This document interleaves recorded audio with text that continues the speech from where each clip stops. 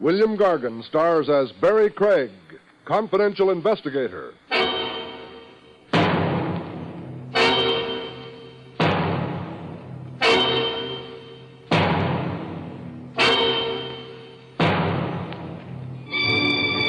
Give a man enough rope and he'll hang himself. An old proverb, but don't believe it too implicitly. Give a man enough rope and he might hang you. A switch, but all in the line of work. After all, hangmen also eat. The National Broadcasting Company presents William Gargan in another transcribed drama of mystery and adventure with Barrie Craig, confidential investigator.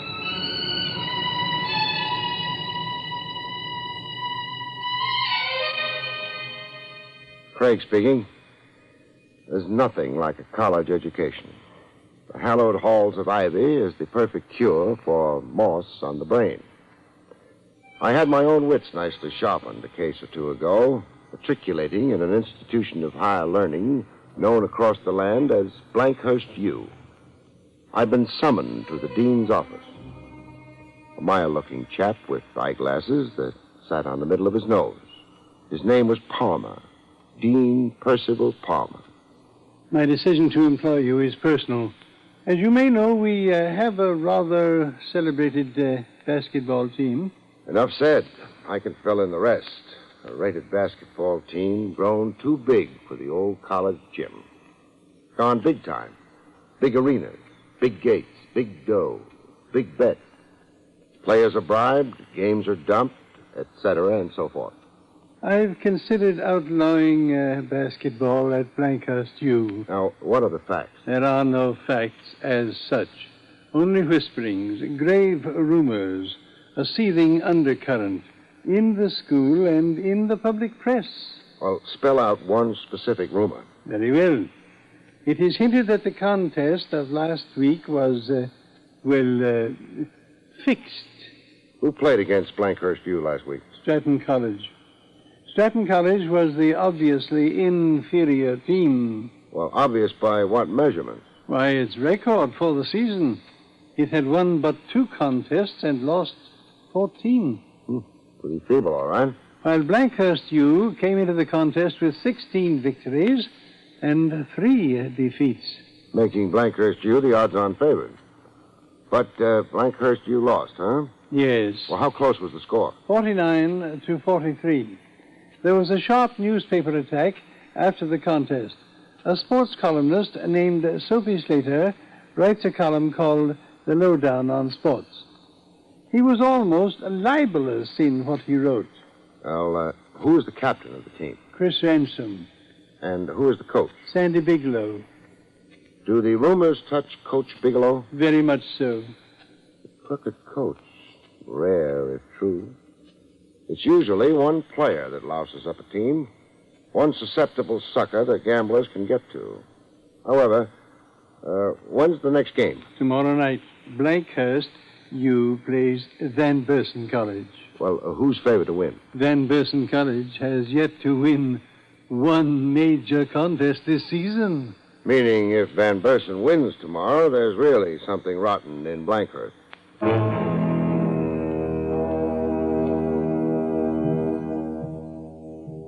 The next night, I was a spectator, along with 20,000 other basketball fans. The game was played in the $1 million Bates Coliseum. Everybody invited, regardless of pedigree, and nobody barred. Just pay the admission tab. Look over your shoulder and see half the graduating class of Sing Sing, 1935 to 55. College basketball was sure rubbing elbows with riffraff. Blankhurst figured to be a walk-away winner on its record, only it wasn't. It was trailing in the last quarter, 67 to Van Bursen's 74. Trailing with only minutes left on the big clock. And then the final whistle blew. The catcalls and boos could be heard in Siam. If Blankhurst had lost legitimately, nobody believed it.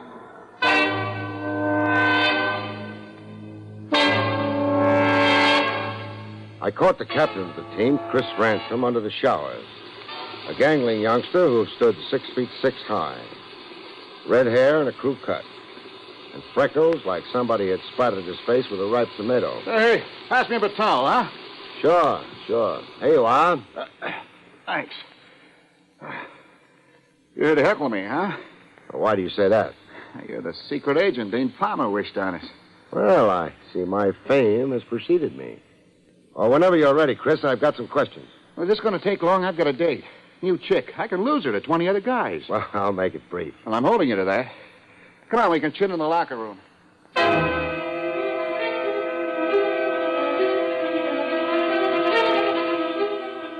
Captain Chris Ransom wasn't too candid a witness. So we lost a few games. Why all the hullabaloo? Well, Blankhurst lost 2 in a row to pushovers. The team's on ragged edge. Beat, dog-tired. I saw tonight's game.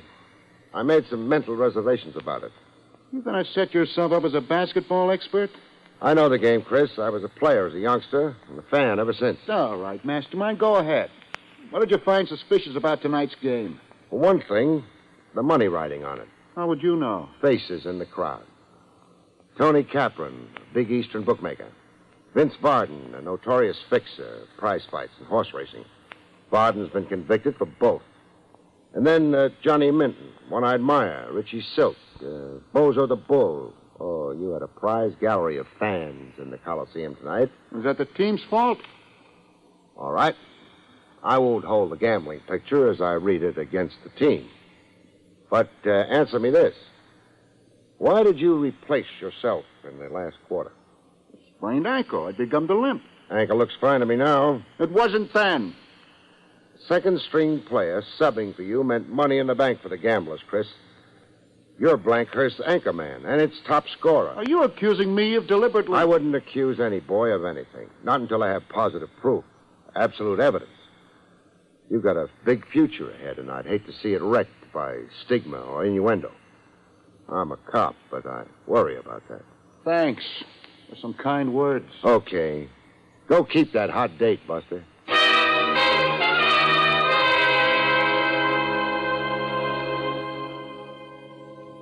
Coach Sandy Bigelow was even less cooperative, let alone friendly, than his team captain.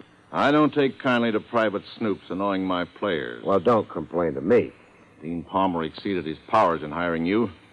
I'm going before the Board of Trustees. Meanwhile, let's talk. I deny every rumor. I've got a bunch of fine kids, straight as a die, every mother's son of them. I picked up this morning's paper on the way over. A columnist named Soapy Slater gets off a few remarks. Soapy Slater? Why, the man's an irresponsible, muckraking... They low down on sports. Let me read you a few lines. Last night's only Blankhurst Van Bursen winner was a betting combine. Wonder who Coach Bigelow really obliged in surprise benching of star forward Wisnowski. Tyranny by innuendo. But I'm thick-skinned, Gregg. In 20 years of coaching, I've developed a rhinoceros hide. I pay no attention to columnists. Well, why did you bench Wisnowski? He's a show-off. He's in the race for highest scoring honors in the National Basketball. And all he thought about was swelling his total. Also, he was playing to his girl in the stands. She'd flown in from Dubuque to see her hero in action. You understand my benching him now? Yes, I do. I'm going to ask you some blunt questions, Coach. Fire away. You suspect any of your players of dumping? Not a one. So far as you know, has any player or players suddenly taken on a prosperous look, like free spending, clothes, girls, convertibles? There's been absolutely nothing like that. Well, do you have any other blunt questions? Yeah, a hard one to ask. You probably take a punch at me. Yeah, I know the question you intend asking. Am I crooked? Am I dumping games by cleverly mishandling my team? Am I getting a payoff somewhere? I've heard it whispered. Oh, why? You hear it whispered wherever basketball is played these days. Because one or two crooked teams have been exposed, the rest of us bear the brunt. We have to pay for our innocence. Then, for the record, you denounce the rumors around about you. You're tempting me to throw that punch.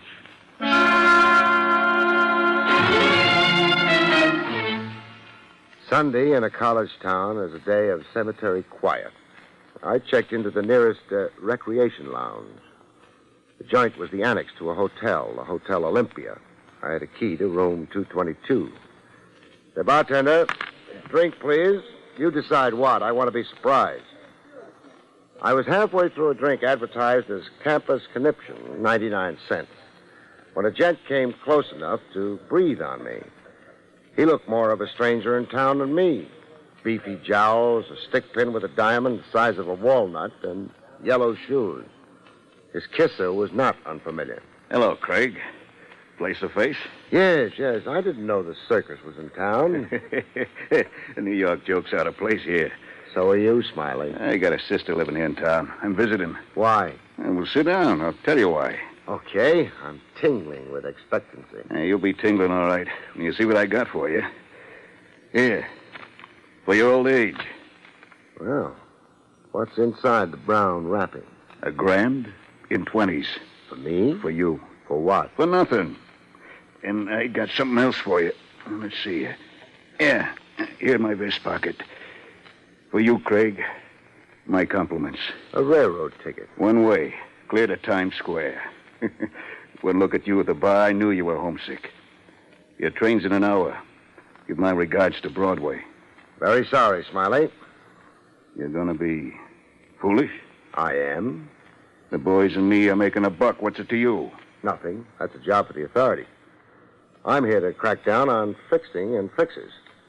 Stop the corruption of a basketball squad. And you're here for nothing, Craig. There's nothing to it. No fix, no bribing players. You expect me to believe that?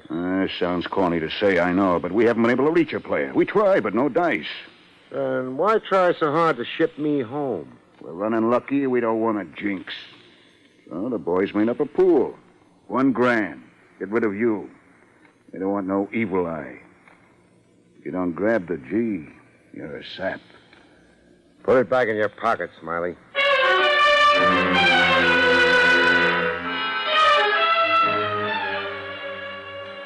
Morning begins early in Hicktown. I've been in bed 7 hours, eyes wide open. Hotel rooms have that effect on me. I mean, flowered wallpaper has. State who you are. This is Soapy Slater of the Herald Gazette. Good morning. It will be in 2 hours. Rise and shine. It's 7 o'clock. Oh, do I hate cheerful early risers. Mr. Craig, can I see you? Why? Something pertinent to your work on behalf of Dean Palmer. Oh. In an hour, say? Well, since I'm now doomed to stay awake. At your hotel, then, I'll join you at the breakfast table. Good enough.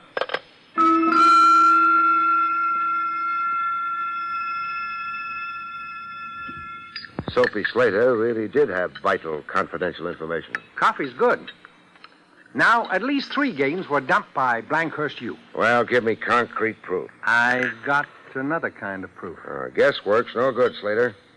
Let's not be callous about the reputations and futures of a lot of young men. Oh, I respect your sensitivity there. I hate to see any young man stigmatized, but suppose my criminal information doesn't concern any of the young men. None of the players? No player, just the coach. Sandy Bigelow? Sandy Bigelow, yes. Now, if you'll listen... Shoot. I'm a newspaper man. I have sources of information. Now, get down to it. What information did you receive about Sandy Bigelow? That he was seen consorted with gamblers in an out-of-the-way roadhouse called the Blue Lantern, run by Gussie Daniels. Now, drive out and talk to Gussie, why don't you? You'll find her very frank and cooperative. What else against Sandy Bigelow? I have information that Bigelow made a substantial cash deposit in his bank account, the Craigmore Savings Bank. That's a bank in another county, mind you. A fact significant in itself. Who could tip you to the status of Bigelow's bank account? I'm going to be evasive about that, Craig. Somebody connected with the bank, huh? An official or a teller? I'm not answering that. Why are you giving me these facts against Sandy Bigelow? To expedite your investigation. To hurry Bigelow into jail? To accomplish that, yes. Why not use the facts yourself for an expose feature? You're a newspaper man. I tried to. My paper refused to use it. I'll write the story from the police blotter when you file arrest charges against Bigelow. In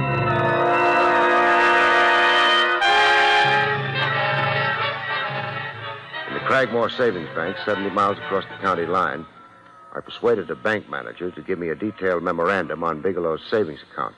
Persuading the bank manager meant unraveling a lot of red tape, satisfying bank policy and protocol, but I got what I was after.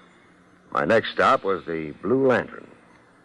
The owner, Gussie Daniels, was the Amazon type who could lick her weight in men, and probably did, from the looks of her patrons.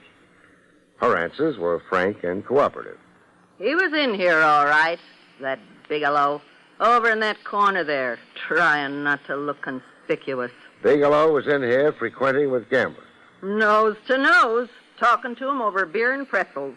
Can you identify particular gamblers you saw Bigelow with?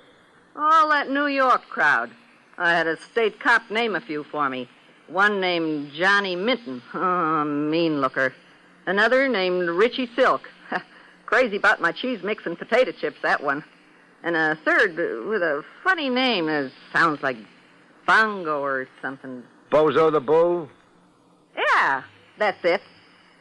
Had a bad stomach. Never ate or drank anything in here. Bozo the Bull served time last year for fixing a Midwest basketball game. Well, he's right here up to his fixing tricks. And Bigelow's in with him. How often would you say Bigelow was in here? Well, it's twice that I've seen him, and there are nights when I'm not here. That's Wednesday and Friday when I'm babysitting from a married daughter. Ada May, that's my daughter. I'm a grandmother. Oh, great. Buy a drink, Gussie? Sure you can. Buttermilk.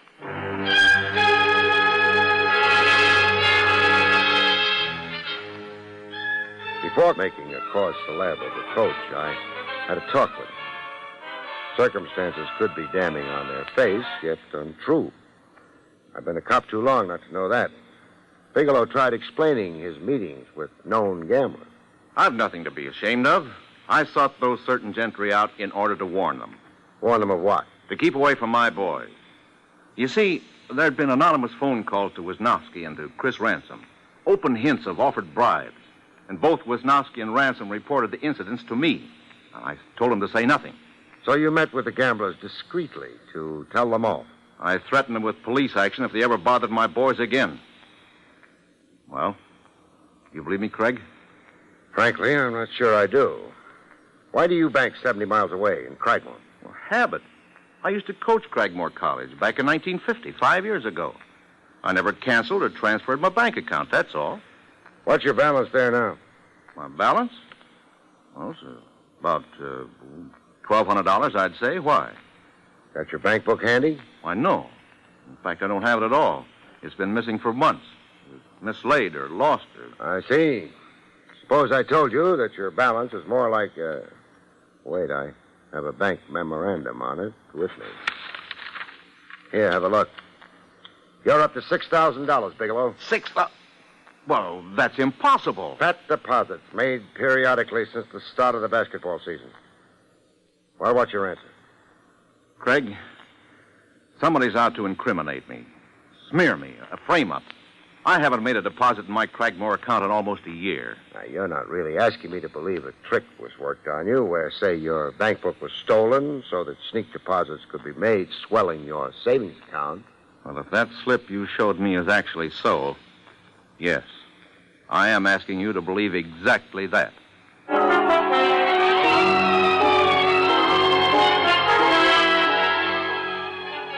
Character assassination through frame-up. I postponed judgment on Coach Bigelow for the time being. And pretty soon, events justified my discretion there. The team captain, Chris Ransom, had again been contacted by the gambling mob. And this time, Bigelow brought his boy to me. A man named Smiley. He spoke to me in Leary's drugstore. How much did he offer you? $5,000 to be divided between myself and one other player I could recruit. He suggested I talk to Wisnowski. Which game does the mob want dumped? The last one on our schedule, against Barnaby Tech. Oh, Bigelow. Yes, Craig? How does Blankhurst U compare with Barnaby Tech? Well, we've beaten them 3 years running by margins of 20 points or more. Meaning Blankhurst U should enter the game and odds-on favorite. Oh, I should say so, yes. The mob wants to bet Barnaby Tech heavy and make a final killing. Okay. We'll accept the bribe. Accept? Now, you wait a minute, Mr. Craig. To teach the mob a bitter lesson, where it hurts most, in the pocketbook. You will accept the bribe, Ransom. Promise to dump the game along with Wisnowski, and then play your fool heads off. Trim Barnaby Tech from here to Timbuktu. The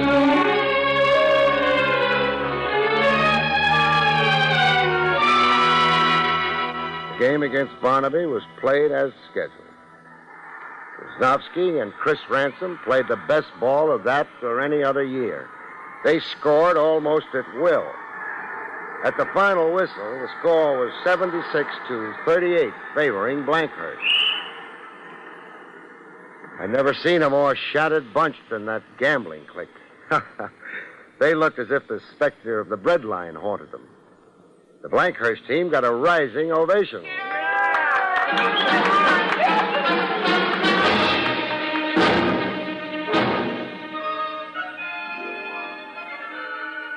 I was in the offices of the Herald-Gazette the following a.m. I read Soapy Slater's column back to him. Question. Was there reverse dumping in last night's Blankhurst-Barnaby game? Why the sudden life to Wisnowski and Ransom? Was it that certain elements required a better than 20-point spread in order to cash in? I'm only asking. Well, Slater? Well, what? Why the awful lie? Is it a lie? Malicious, deliberate, cowardly. I happen to know this time. Uh-huh. Wisnowski and Ransom deliberately cheated cheaters last night. They took bribe money on my say-so, agreed to dump so far as the gamblers were concerned, but instead played to win. Why are you so passionately anxious to smear? I've got nothing to say. Then answer this. Why have you been plotting to destroy Coach Bigelow? Destroy him by frame-up. Bigelow. Bigelow rates everything I can dish out to him. That man isn't human. Then there's a personal motive against Bigelow. What, Slater? Go on, talk. Bigelow is a paragon of virtue. Thinks of himself as a god. He sees life as a blackboard maxim. You're either very good or very bad. No shadings in between. If you're very good, he loves and adores you. If you're bad or weak or just a fool, Bigelow will crucify you. No mercy, no quarter, no human understanding. Who was it so close to you that Bigelow crucified? My son, Bob. Bob played for Crabmore College once, 8 years ago, when Bigelow coached there. Bob made a slip. Your son took a bribe. Yeah, but he didn't go through with his bargain. My son did not dump, but Bigelow never took that into consideration. The fact that my son wrestled with his conscience and won, Bigelow didn't care to hear. He drummed my son out of college basketball. Your son was Bob Slater. Bob Quonset. We changed our name to Slater. There's a meeting today in Dean Palmer's office. Team, Bigelow, the college trustees, and me. You be there too, Slater.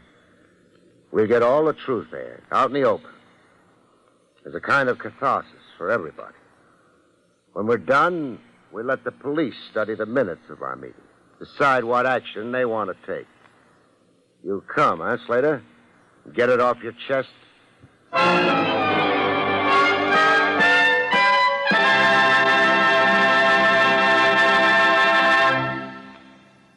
You have been listening to William Gargan in another exciting transcribed mystery drama from the adventures of Barrie Craig, confidential investigator. Tonight's story, Sucker Bait, was written by John Robert.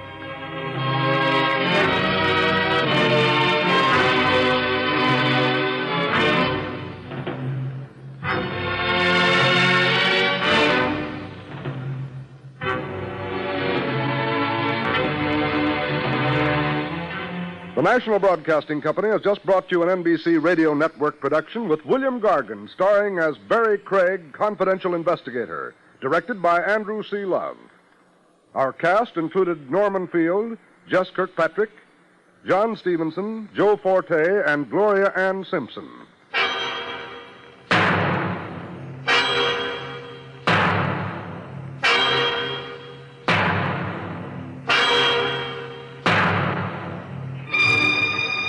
Monitor takes you everywhere this Sunday on NBC Radio. Look, staying healthy isn't easy. Watching your diet, hitting the gym, avoiding stress. But a good night's rest helps boost your overall health and wellness. And it couldn't be easier. The Sleep Number 360 Smart Bed effortlessly adjusts and responds to both of you. The result? You wake up ready for anything. Proven quality sleep is life-changing sleep. Don't miss our weekend special. Save up to $1,000 on Sleep Number 360 smart beds, plus special financing. Ends Monday. Special financing subject to credit approval. Minimum monthly payments required. See store for details. Breathe in the bacon. Breathe out the bacon. In bacon, out bacon. Time for bacon. Find delicious satisfaction with the Double Western Bacon Cheeseburger. Only at Carl's Jr. Feed your happy. Available at participating Carl's Jr. restaurants. Price and participation may vary.